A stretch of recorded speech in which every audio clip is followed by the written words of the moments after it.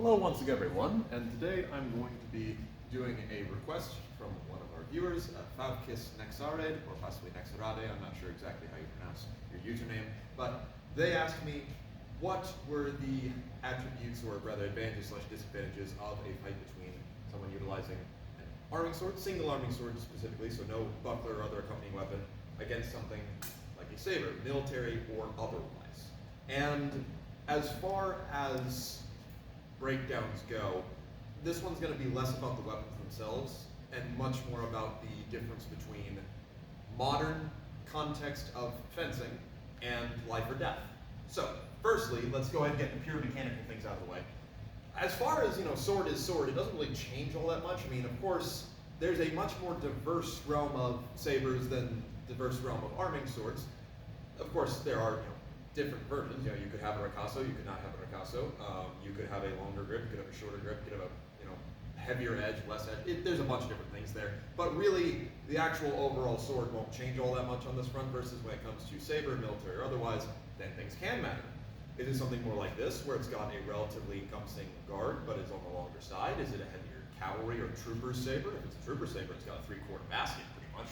Or are we talking something that's simpler and lighter? I don't have a steel version of these, sadly, right? Something with just a simple stirrup hill, but a much more dramatic curve.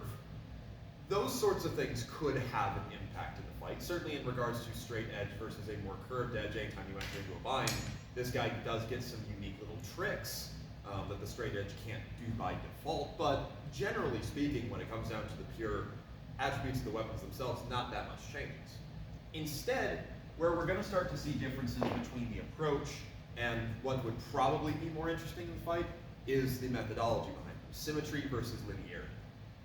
If you are utilizing any sort of more simple sword, and mind you, swords like this did still exist contemporary with these. The last, for example, well, not last, but during World War I, for example, the British Army did move towards something that almost looked exactly like this for their Highland regiments very briefly. So they were still using those along. And there are a couple other just pure cross-hilted swords that you will find in various military regions. But if you're using something like this to its fullest extent, or rather to its more commonly attributed, this is terrible. Anyway, to its commonly attributed style, then we're going at it with an older style of swordsmanship, thus symmetry. So, for example, a person using this is not going to be standing in a linear fencing style stance. This weapon is not designed for that. It's much more about the idea of using that kind of movement, and preferably fighting behind some kind of buckler, but not necessarily always. You certainly can still do everything you would normally do with a long sword or things along those lines with this sort of sword. The biggest thing about it, though, is that you're utilizing the turning of the hip to enter into your attacks, and then oftentimes the loading and unloading of both legs to achieve your defenses, etc. So, how does that interact with someone who is using linear, which is characterized by the idea of keeping your dominant foot forward, keeping your guard in the middle, and utilizing more of this lunge, slips, etc. for your actions? The answer is it can vary, as most things can. I find that if we're talking about things in more of a modern context, 9 times out of 10, the saberist is going to have a distinct advantage. And I say that because of modern context. We do not fence to the death.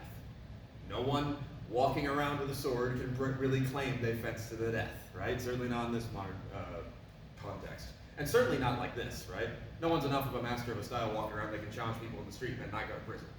So, most people are fencing to touch or to point or what have you. If we're going off that sort of efficiency, then yeah, the person who is standing in the most optimized position, already right foot forward, with a large handguard protecting their most immediate target, is going to focus on extension and coming back and loading their leg again, has a much higher chance of tagging you before you can bring your body to bear. Along with this also is the difference in training. A person utilizing something like this is going to try and cut and bind and wrestle. So I cut, it meets another sword, I can work around that. It doesn't meet another sword, either I will cut through, or alternatively it does meet a sword hard so that I can't wind through. The hand comes up next and we grapple. That's it. That's the methodology. Someone utilizing something like this doesn't care for that.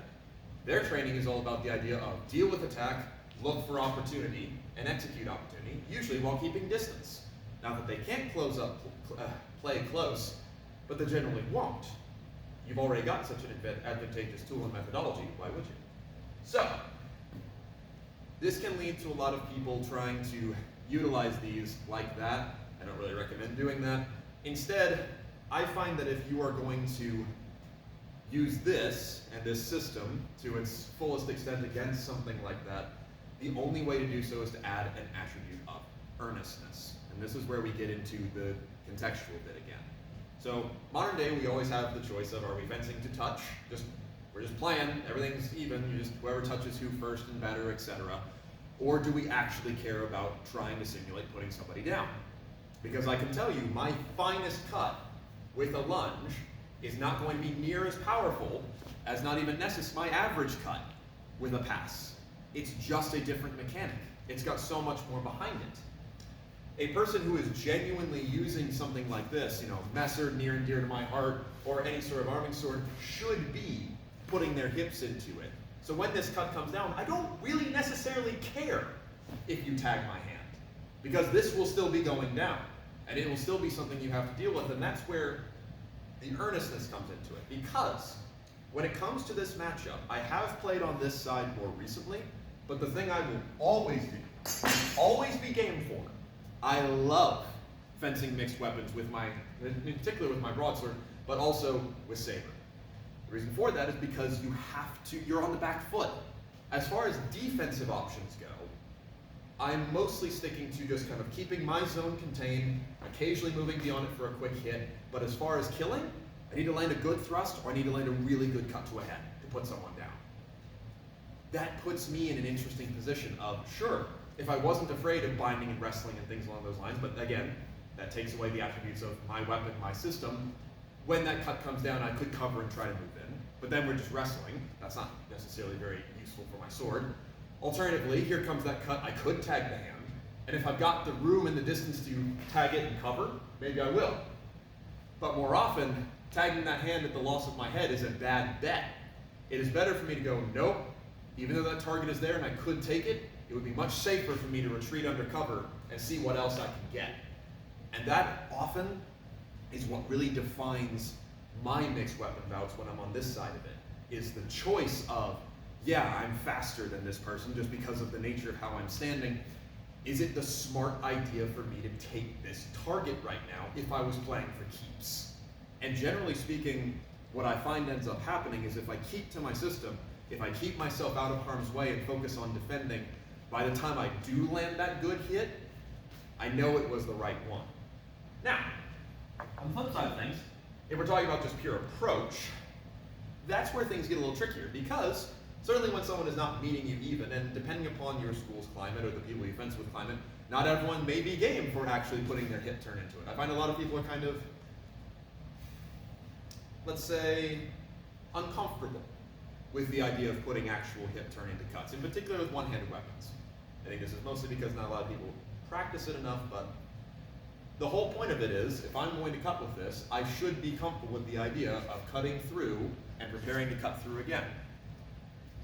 This earnestness is what's going to give you a fighting chance in a world where if you try to play that game with this, not optimized for it, you're going to just end up losing a game of tag.